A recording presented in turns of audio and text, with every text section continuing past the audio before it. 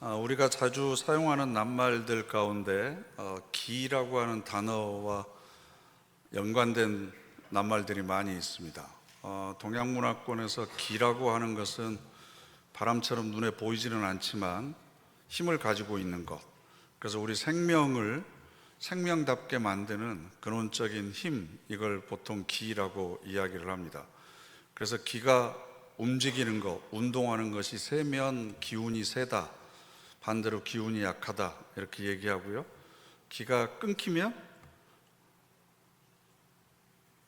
모르시는군요. 기절했다, 그렇게 이야기를 하고요. 기가 감소하면 감기 들었다라고 이야기를 합니다. 모르셨죠? 그리고 서로 이렇게 기가 잘 통하면 기똥차다. 기통인데 좀 세게 발음을 해서 기똥차다라고 이야기를 하는 거죠. 그런데 이것과 반대되는 말이 기가 막힌다라는 표현을 씁니다.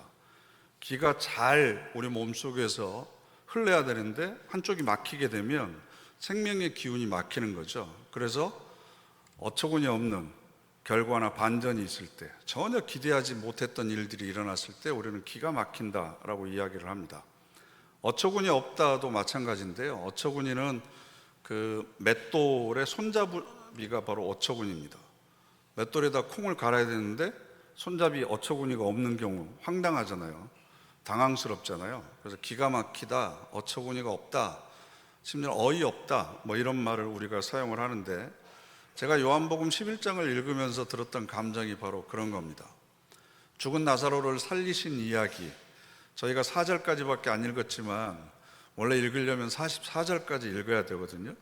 그래서 오늘 목장 모임을 할 때나 아니면 집에 가셔서 여러분들이 요한복음 11장 1절부터 44절까지 전체 내용을 한번 다시 읽어보시면 오늘 설교를 이해하는 데 훨씬 더 도움이 되실 것 같습니다.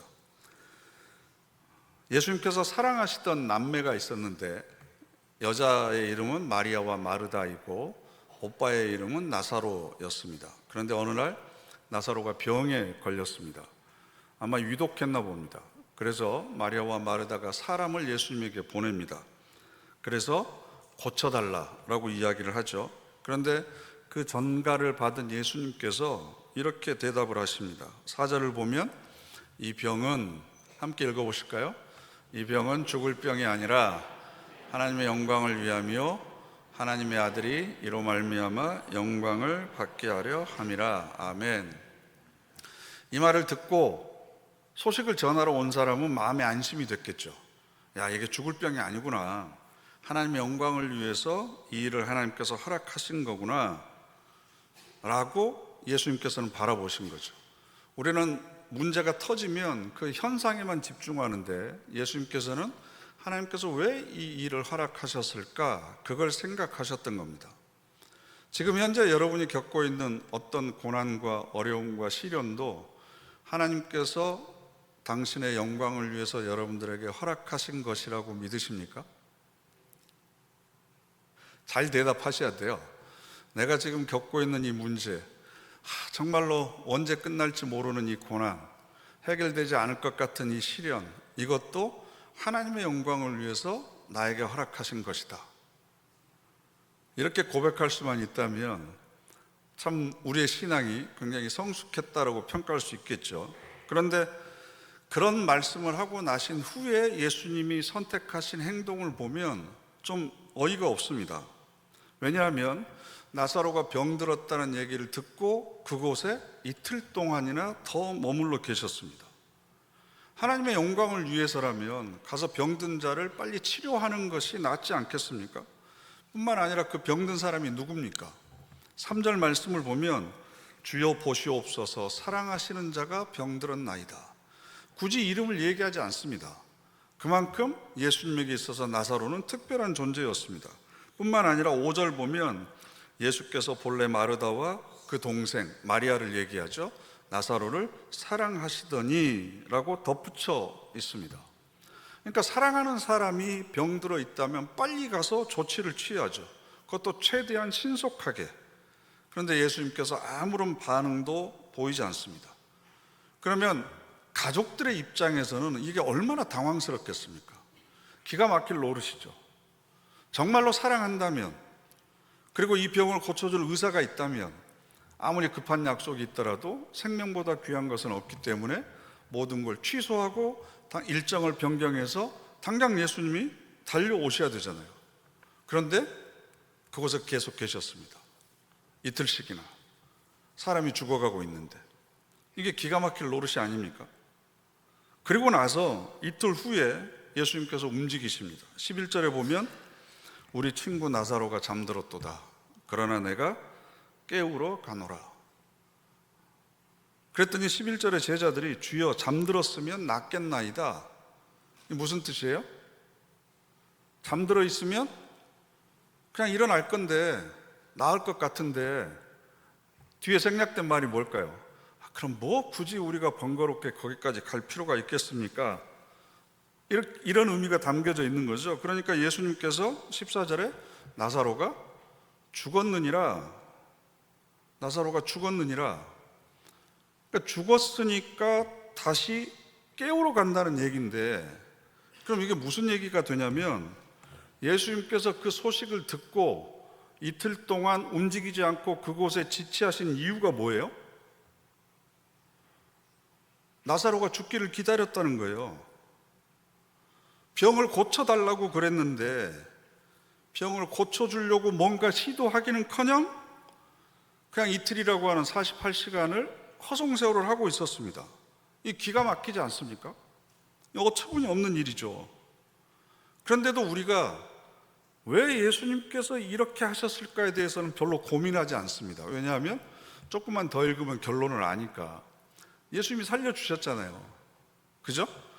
일주일 뒤에 살려주셨던, 10일 뒤에 살려주셨으니까 중간에 뭐 이틀 정도 지체한 것, 그리고 예수님께서 도착하실 때 나사로가 무덤에 있는지 며칠이 됐었죠? 나흘입니다. 나흘. 오는 과정에서도 또 시간이 또 소요가 된 거죠. 그럼 왜 예수님께서 다른 병자들은 즉각 그 자리에서 다 고쳐주셨는데 왜 나사로의 병은 이렇게 시간을 들여서 죽기까지 기다리셨을까? 저는 이 사건의 핵심이 바로 이 점이라고 생각합니다. 예수님께서는 나사로의 병을 고치시려고 했던 것이 아니라 죽은 사람을 살리시려고 하는 의도가 있었다는 겁니다. 병을 고치는 것과 죽은 사람을 살리는 것의 차이가 뭐겠습니까? 병을 고치는 건 우리 몸에 신체의 일부가 고장난 것을 다시 회복하는 겁니다. 그런데 죽은 사람을 살린다고 하는 것은 전인적인 회복, 존재가 다시 새롭게 태어나는 것을 의미합니다. 그래서 예수님께서는 병이 든 몸이, 육체가 죽기를 기다리시는 거죠. 병이 든 육체가 죽어야만 다시 살아날 수 있기 때문에 그렇습니다. 그래서 나사로의 병이 무엇인지 성경은 정확하게 기록하고 있지 않습니다. 예수님께서 환자를 낫게 해주신 치유의 기적을 보면 전부 다 병명이 있어요. 나병 환자, 아니면 소경, 날 때부터 걷지 못했던 사람, 안진뱅이, 혈루병을 앓는 여자 등등등 모든 환자들이 다 병명이 있었지만 나사로는 무슨 병인지에 관해서 요한복음 11장이 기록하고 있지 않습니다. 왜냐하면 특정 병명을 기록을 해놓으면 그 병에 걸리지 않는 대부분의 독자들은 이건 나하고 상관없는 일이구나 라고 생각할 수 있기 때문에. 그래서 이 나사로가 걸린 병은 육체적인 질병뿐만 아니라 이 속에 다른 상징적인 의미가 있습니다.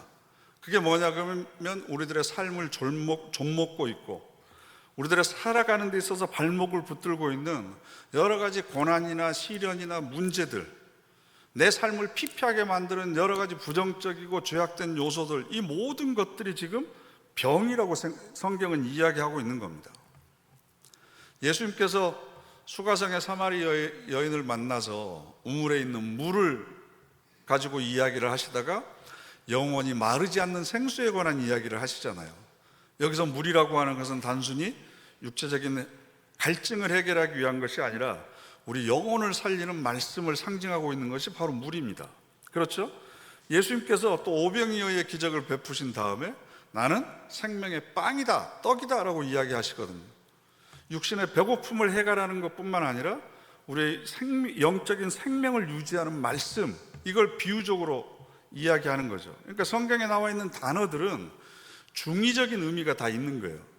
그러니까 나사로를 죽음에 이르게 하는 병은 육체적인 질병이라고 하는 뜻도 있지만, 하나님의 자녀로서 자녀다운 삶을 살지 못하게 하는 모든 악한 것들, 그것이 육체적인 질병일 수도 있고 내 이기적인 욕심일 수도 있고 잘못된 생활 습관과 내 인생의 가치관, 목표, 이런 것일 수 있습니다.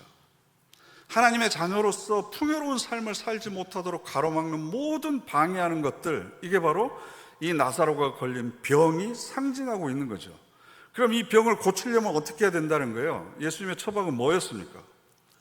그때 그 순간의 아픔과 고통을 면하게 해주는 것은 시간이 지나면 똑같은 질병이 또 찾아옵니다. 똑같은 문제가 또 발생할 수밖에 없습니다. 그래서 예수님께서는 나사로를 다른 사람보다 그만큼 사랑하셨기 때문에 근원적이고 근본적인 치유를 해주기를 원하신 거예요. 질병의 치료가 아니라 삶 자체의 전인적인 치유를 원하셨던 겁니다. 그래서 육체적인 질병으로 인해서 그가 죽기를 기다리셨던 거죠. 그래서 그를 다시 새로운 생명으로 살리고 싶었던 겁니다. 그래서 예수님께서는 요한복음 시작하면서 사람이 거듭나지 아니하면 하나님 나라에 들어갈 수 없다라고 강조하신 이유도 바로 그겁니다. 미봉책을 주신 것이 아닙니다. 삶을 개선하거나 개량하는 것이 아니라 근원적으로 뿌리부터 잘못된 것을 바로 잡아야 된다는 거죠. 그런데 우리는 고난이나 시련을 통한 문제 혹은 아픔이나 고통이 있으면 이것만 해결하려고 합니다. 왜 이런 고난이 내 삶에 일어났는지, 왜 내가 이런 질병을 겪게 됐는지. 여러분, 내가 질병을 겪고 나서도 약을 통해서 치유는 받았지만 질병을 일으킨 삶의 습관과 태도를 바꾸지 않으면 그 질병은 언제든지 또다시 재발할 위험성이 있습니다. 그렇지 않습니까?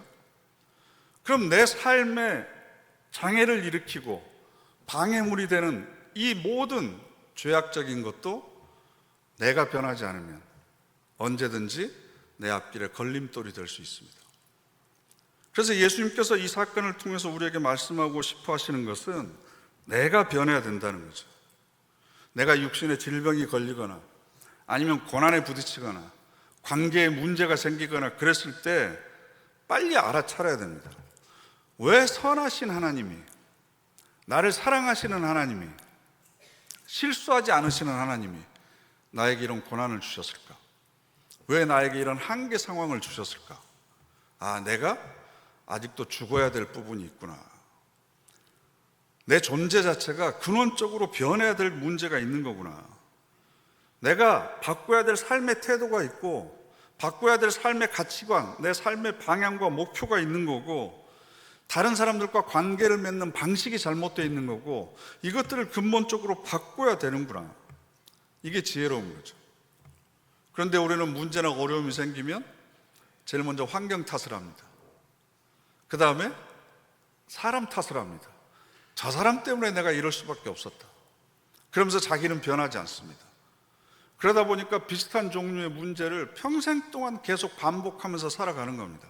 평생 동안 세상 탓하고 평생 동안 남 탓하면서 자기는 아무런 책임이 없는 것인 것처럼 착각하면서 살아갑니다. 그렇지 않습니다. 하나님께서는 모든 상실과 한계 상황을 통해서 내 존재 자체가 먼저 변하기를 원하십니다. 구체적으로 오늘 사건을 통해서 우리가 볼 수 있는 건 세상을 바라보는, 문제를 바라보는 시각이 달라지기를 원하고 계십니다. 이 사건을 둘러싸고 있는 주변에 있는 많은 사람들이 있거든요. 먼저 이웃들을 보면요, 함께 그렇게 오랫동안 같은 동네에서 살던 젊은 사람이 갑자기 죽을 병에 걸렸어요. 하나님의 아들이라고 그렇게 떠들고 다니고 믿었던 사람이 와서 고쳐줄 거라고 그랬는데 오지도 않습니다. 죽은 다음이야 등장합니다. 그걸 옆에서 지켜보던 마을 사람들은 어떻게 생각했겠습니까? 무덤에 묻힌 지 나흘이나 됐는데 예수님께서 그 무덤 앞에서 눈물을 흘리십니다. 그러니까 36절에 이렇게 되어 있습니다. 이에 유대인들이 말하되 보라, 그를 얼마나 사랑하셨는가. 야, 그를 얼마나 사랑하셨냐. 그러니까 이렇게 눈물을 흘리지 않느냐라는 뜻이겠습니까? 이 속에는 얼마나 사랑했는지 맞아? 그렇게 많이 사랑했는데 죽은 지 나흘 뒤에 와? 병에 걸렸다고 사람을 이미 보냈는데 도대체 얼마나 사랑했길래 이제 와서 무덤 앞에서 눈물이나 흘리고 있는 거야? 그러면서 37절을 보면 그중 어떤 이는 말하되, 함께 읽어보시죠. 맹인의 눈을 뜨게 한 이 사람이, 맹인의 눈을 뜨게 한 능력이 있는 사람이 아니냐. 그러면 빨리 왔었으면 이 사람 분명히 나사로를 고쳤을 텐데 왜 고치지 않고 이제 와서 죽은 지 4일이나 지나서 무덤 앞에서 눈물이나 찔끔 흘리고 있어? 얼마나 사랑했는지 맞아? 이렇게 보는 겁니다. 이렇게 바라보는 시각의 밑에는 어떤 생각이 깔려 있느냐 그러면, 주는 만큼은 받아야 되지. 그렇게 사랑했으면, 그렇게 섬겼으면 그 여동생 마리아가 그 비싼 몇 천만 원짜리 되는 향수 옥합을 깨트려서 발에다 붓고 머리카락으로 닦을 정도로 그렇게 섬겼으면, 그 정도로 섬겼으면 오빠가 아프다는데 맨발로 왔어야지. 눈먼 사람도 뜨게 할 수 있는 사람이 그럴 때는 어디 있다가 이제 와서 무덤 앞에서 눈물이나 흘리고, 이게 맞아? 이런 겁니다. 하나님의 아들이라는데, 그 사람이 나사로를 사랑했다는데 어떻게 이런 일이 생길 수 있어? 이게 보통 사람들이 가지고 있는 시각이고, 우리도 그런 생각을 가지고 있습니다. 내가 그동안 신앙생활을 얼마나 열심히 했는데, 하나님을 내가 얼마나 사랑했는데 왜 우리 가정에 이런 일이 생깁니까? 왜 어려울 때 그냥 모른 채 하십니까? 하나님이 조금만 관심을 가지시고 조금만 손을 뻗쳐 주셨으면 우리가 왜 이런 어려움을 당하겠습니까? 사랑하시는 건 맞습니까? 근데 이제 와서 위로한답시고 깨달음이 있을 거야, 하나님의 뜻이 감춰져 있을 거야, 이렇게 얘기한들 무슨 소용이 있습니까? 라고 항의하는 그런 서운함들이 우리 모두가 다 있잖아요. 그런데 여러분, 예수님이 사랑하는 나사로도 병들었습니다. 예수님이 사랑하는 나사로도 죽습니다. 반대로 예수님을 사랑하는 사람들도 고난을 당하고 핍박을 당합니다. 예수님을 살아가면서 살아가는 사람들도 힘들고 어려운 일이 있습니다. 하나님은 내가 예수를 믿었다고 해서 고난이 사라지거나 면제해 주지 않습니다. 그 고난을 감당할 수 있는 힘을 주시고 이길 수 있는 지혜와 능력을 주시지, 그 고난이 비껴가게 해주지 않습니다. 그 고난을 통해서 우리를 더욱더 성숙시키고 싶은 의도가 있기 때문에 그렇습니다. 그러니까 누가 고난을 당하면 하나님이 저 사람 사랑했던 건 맞아? 저 사람이 제대로 신앙생활을 했던 건 맞아? 이렇게 우리가 함부로 판단하거나 정죄해서는 결코 안 됩니다. 그런데 그 옆에서 이걸 가장 가까이서 지켜보던 사람들이 누구였죠? 제자들입니다. 제자들. 나사로가 병들었던 소식을 듣고 이틀이나 그곳에 머물고 있는 예수님을 보면, 예수님과 나사로의 사이를 조금이라도 잘 아는 제자들이었다면, 예수님 이러고 있을 때가 아니라 빨리 가보셔야 되지 않겠습니까? 라는 얘기를 한 명이라도 해야 되잖아요. 근데 이틀이 지나고 나서 유대 지역에 다시 가시겠다고 그럽니다. 그랬더니 제자들이 뭐라고 그러냐 그러면 8절에 랍비여, 방금도 유대인들이 돌로 치려 하였는데 또 그리로 가시려 하시나이까. 아니, 며칠 전에도 거기에 있다가 돌 맞아서 우리 죽을 뻔하지 않았습니까? 근데 왜 또 그리로 가시려고 합니까? 나사로가 살고 있는 지역이거든요. 그럼 예수님이 가야만 무슨 일이 일어나서 나사로에게 도움이 되지 않겠습니까? 그런데 제자들이 제일 먼저 생각하는 건 뭐예요? 나사로의 안위가 아니에요. 자기들의 안전입니다. 안 따라갈 수는 없고, 예수님 따라갔다가 우리까지 돌 맞으면 어떻게 하지? 잘못 던진 돌에 나까지 맞으면 어떻게 하지? 이 생각이 드는 겁니다. 더군다나 11절부터 16절까지 대화의 내용을 보면 더 기가 막힙니다. 우리 친구 나사로가 잠들었도다. 그러나 내가 깨우러 가노나. 여러분, 신약 성경을 읽어보면 죽었다라고, 육체적으로 생명이 다한 사람을 죽었다라고 이야기하지 않고 잠들었다라는 표현을 많이 씁니다. 그리고 일으키다, 깨우다라는 표현을 쓰는데 이게 에게이로라고 하는 헬라어인데요, 예수님의 부활의 사건 때 가장 많이 사용됐던 단어가 바로 이 에게이로라는 단어입니다. 다시 깨어나서 다시 일으켜질 것이기 때문에 죽었다라는 표현을 쓰지 않고 잠들었다라고 하는 표현을 쓰는 거죠. 그러니까 예수님의 이 짧은 말씀 속에는 앞으로 본인이 어떤 일을 당할지에 대한 암시가 그 속에 담겨져 있습니다. 그런데 제자들의 반응이 뭐라고 그랬죠? 주여, 잠들었으면 낫겠나이다. 뭐 잠들었으면 뭐 이틀 사흘 잘 수 있으니까 피곤했나 보네요. 그러면 이제 피로 회복됐겠죠. 나와서 잘 돌아다니겠죠. 그런데 굳이 우리가 유대 지역에 또 위험을 감수하면서까지 가야 될 필요가 뭐가 있습니까? 예수님께서 워낙 답답하니까 비유나 상징을 통해서 이야기하면 이 사람들이 못 알아들으니까 직설적으로 얘기하시죠. 14절에 나사로가 죽었다. 나사로가 죽었다.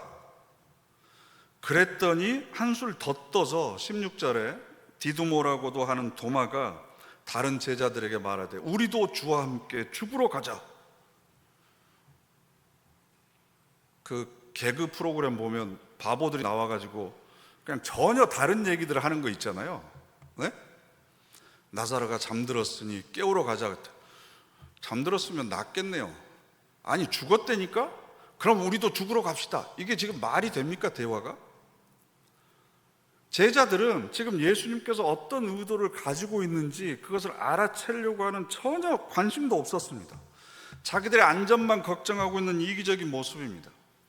교회가 어떻게 되든 뭐가 어떻게 되든 나만 뭐 아무 일 없으면 되지. 나중에 나사로가 다시 살아나거든요. 무덤에서 다시 나옵니다. 그러면 그때 가서라도 예수님이 왜 이틀이나 지체했는지, 그리고 나사로가 죽어 있는 걸 알면서도 왜 잠들었다고 했고 왜 내가 깨운다라고 얘기를 했는지, 그 의미에 대해서 깊이 성찰해보고 교훈을 찾아야 되지 않겠습니까? 그런데 오직 자기 안전, 자기의 안위만 관심이 있었습니다. 이기적입니다. 그나마 우리에게 교훈을 주는 건 이 마리아와 마르다의 세계관입니다. 이 자매는 굉장히 신앙적인 수준이 있었어요. 그리고 이 오빠의 죽음에 대해서 굉장히 의연하게 대처합니다. 당면한 문제 때문에 시선을 빼앗기지 않았습니다. 그 무게에 짓눌리지도 않았습니다. 늦었지만 그래도 지금 우리와 함께하고 계신 이분이 누구인 줄 알았습니다. 그래서 뭐라고 고백을 하냐면 27절에 주여 그러하여다. 주는 그리스도시요 세상에 오시는 하나님의 아들이신 줄 내가 믿나이다. 베드로가 했던 고백이 생각나시죠? 이런 위대한 신앙의 고백을 합니다. 그러면서 22절에는 그러나 나는 이제라도 주께서 무엇이든지 하나님께 구하시는 것을 하나님이 주실 줄을 아나이다. 예수가 하나님의 아들이고 그리스도라고 하는 사실을 알았습니다. 아들이신 예수님이 아버지이신 하나님께 구하면 무엇이든지 얻을 줄로 믿었습니다. 그런데 예수께서 이르시되 네 오라비가 다시 살아나리라 그랬더니 뭐라고 그러냐 그러면 마르다가 이르되 마지막 날 부활 때에는 다시 살아날 줄을 내가 아나이다. 즉 종말론적인 신앙도 가지고 있었습니다. 그러나 지금 현재 죽어있는 자를 다시 깨우시는 예수 그리스도의 능력은 전혀 보지 못했습니다. 그들이 가지고 있는 믿음과 그들이 가지고 있는 신앙이 자신들이 처해 있는 현실을 변화시킬 수 있는 능력은 없었다는 거죠. 그래서 예수님을 향해서 원망합니다. 21절에는 마르다가 원망하죠. 주께서 여기 계셨더라면 내 오라버니가 죽지 아니하였겠나이다. 또 마리아도 32절에 똑같이 원망합니다. 주께서 여기 계셨더라면 내 오라버니가 죽지 아니하였겠나이다. 여러분 보세요. 이 두 자매는 예수님이 하나님의 아들이신 것도 알았고 우리를 구원하시기 위해서 이 땅에 오신 그리스도라고 하는 것도 알았습니다. 그리고 우리가 죽으면 하나님 나라에서 모두가 부활할 것이라고 하는 사실도 믿었습니다. 그런데 그 믿음이 그들의 고통스러운 현실을 해결해 줄 수 있는 능력을 발휘하지 못했습니다. 오빠를 먼저 보낸 상실의 슬픔을 위로해 줄 수 있는 능력도 없었습니다. 그리고 이 사건 속에 감추어져 있는 하나님의 계획과 섭리를 볼 수 있는 영적인 눈도 열려 있지 않았습니다. 저는 이 마리아와 마르다의 신앙의 수준이 바로 저와 여러분들의 현실이 아닌가라는 생각을 해봅니다. 저와 여러분들도 하나님이 전능하시다는 사실을 믿고 있습니다. 믿으시죠? 하나님이 나를 사랑한다는 사실도 알고 계시죠? 지금 우리가 이 땅에서는 고난을 받지만 장차 하나님 나라에서 받게 될 영광에 비하면 아무것도 아니라고 하는 것을 알고 계시죠? 지금도 성령께서 내 안에서 말할 수 없는 탄식으로 나를 위해서 중보기도 하고 계시고 예수 그리스도께서도 나를 위해서 기도하고 계시다는 걸 아시죠? 그러면 그 믿음이 여러분이 고난이나 슬픔에 처해 있을 때 어떤 능력을 발휘합니까? 그 현실을 이겨낼 수 있는 힘을, 그 능력을 여러분들의 믿음이 발휘하고 있습니까?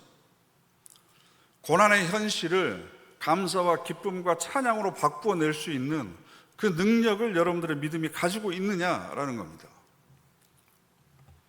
그런데 예수님은 나사로가 병들어 있는 현실, 그 사건을 바라보는 눈이 달랐습니다. 놀라운 것은 이 불행한 사건을 하나님의 영광과 연결시키고 있는 거죠.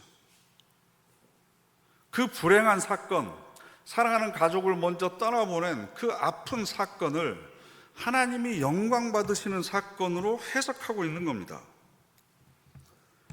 이런 영적인 눈이 우리에게 열려 있지 않습니다.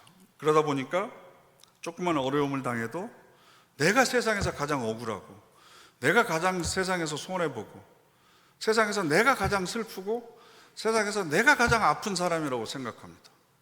그런 나를 아무도 알아주지 않는다고 생각합니다. 그러는 동안 그 고통은 내 안에서 점점 더 커지고 그런 내 주변에 있는 사람들은 나 때문에 더욱더 고통받습니다. 여러분 모두가 다 문제들이 있습니다. 그 문제들을 해결하기 위한 기도의 제목들도 다 여러분에게 있습니다. 그러면 이런 기도의 제목을 허락하신 것이 이 사건을 통해서 하나님께서 영광 받으시기 위함입니다 라고 고백할 수 있겠습니까? 나에게는 너무나 힘들고 고통스럽고 어떻게 헤쳐나가야 될지 모르겠지만 나를 사랑하시고 선하신 하나님, 실수하지 않는 하나님, 그 하나님이 당신의 영광을 위해서 나에게 이 고난을 허락하신 것이다 라고 우리가 신앙으로 고백할 수 있다면 기도의 내용이 달라지겠죠. 하나님 이거 빨리 좀 바꿔주세요. 이것 좀 없애주세요. 저 사람 안 보게 해주세요. 그게 아니고 하나님 이 고난을 통해서 제가 깨달아야 될 것이 뭐가 있습니까? 내가 변해야 될 것이 뭐가 있습니까? 내가 달라져야 될 것이 있다면 아니면 아직도 죽어야 될 내 이기적인 욕망이나 죄악의 본능이 있다면 하나님 그것이 뭡니까? 그걸 저에게 깨우쳐 주십시오. 그래서 살아가면서 똑같은 문제로 제가 또다시 같은 종류의 고난과 시련을 당하지 않게 하시고 이번 기회에 내 존재 자체를 변화시켜서 다시는 이런 종류의 문제를 가지고 내가 아파하지 않도록 하나님 나를 새롭게 태어나게 해주십시오. 그리고 이렇게 변화된 내 자신을 통해서 하나님 영광 받아 주십시오. 물론 마리아와 마르다가 어떤 아픔을 겪었는지 그걸 겪어보지 않는 사람은 쉽게 재단할 수 없습니다. 또 나사로가 병들어 죽어가면서 죽음에 대한 두려움과 공포도 굉장했을 겁니다. 그런데 거기서 끝난 게 아니잖아요. 25절과 26절 보면 나는 부활이요 생명이니 나를 믿는 자는 죽어도 살겠고 무릇 살아서 나를 믿는 자는 영원히 죽지 아니하리니. 이게 바로 나사로의 사건을 통해서 예수님께서 우리에게 주시는 교훈입니다. 우리가 깨닫기를 바라는 거고, 나사로의 삶이 내가 죽어서만 부활하는 것이 아니고 살아서 이 믿음을 가지고 있으면 나는 지금 영원한 생명을 지금부터 살아가는 것이구나. 죽었다가 하나님 나라 가서 다시 살아나야만 내가 부활하는 것이 아니고, 이 믿음을 가지고 있으면 내가 지금부터 부활한 삶을 살아가고 있는 거구나. 내가 지금 영생을 누리고 있는 거구나. 삶과 죽음이 이렇게 나눠지는 것이 아니라 영원한 생명이 바로 내 삶 속에서 지금 이렇게 시작되고 있구나. 보라, 이전 것은 지나갔으니 새로운 피조물이 된 거죠. 보라, 새 것이 되었도다. 그래서 하나님께서는 우리를 그런 자리에 세우기를 원하시는 거죠. 때로는 내가 감당할 수 없을 것 같은 고난을 주시고, 다른 사람들 같았으면 진작 포기했을 만한 시련을 우리에게 주시는 이유는 거기가 끝이 아니다. 거기가 마지막이 아니다. 모든 사람이 좌절하고 절망할지 모르지만 그것을 넉넉히 이기고도 남는 사람들이 있다. 다른 사람들은 불평과 원망하면서 저주할지 모르지만 그 속에서도 감사하고 찬양을 올릴 수 있는 사람들이 있다. 삶의 부정적인 요소로 받아들이는 것이 아니라 자기를 변화시키는 긍정적인 요소로 받아들여서 새로운 삶을 살아가도록 스스로를 변화시키고 성숙시키는 사람들이 있다. 도대체 그런 사람들은 무엇을 믿고 어떻게 저런 변화된 삶을 살아가느냐? 알고 보니까 부활하신 예수 그리스도, 그 생명력으로 그렇게 살아가더라. 이걸 우리를 통해서 하나님께서는 보여주고 싶어 하시는 겁니다. 그 영광을 우리를 통해서 드러내고 싶어 하시는 겁니다. 하나님의 영광은 둘째고, 일단 제가 너무 아프니까 빨리 이것부터 해결해 주세요. 하나님의 영광 굳이 저를 통해서 드러내지 마시고 딴 사람 통해서 하십시오. 그렇게 생각하신다면 여러분은 평생 동안 다람쥐 쳇바퀴 돌듯이 그 자리에서 성숙하지 않고, 또 해가 지나면 또 똑같은 문제로 또 아우성치고, 또 이 문제 가지고 징징대고, 또 이 문제 가지고 이리 뛰고 저리 뛰고, 꽁지에 불 붙은 사람처럼 이러면서 평생을 살아가는 거죠. 하나님의 영광이라고 하는 것은 바로 내 존재의 변화를 통해서 하나님의 영광을 드러내는 겁니다.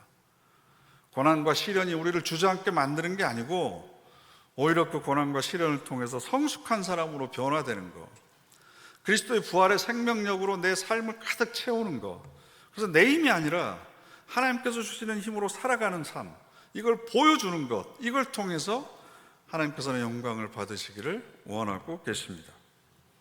그래서 여러분들이 겪고 있는 삶의 모든 문제 속에 하나님의 영광을 드러낼 수 있는 여지가 이 속에 담겨져 있다.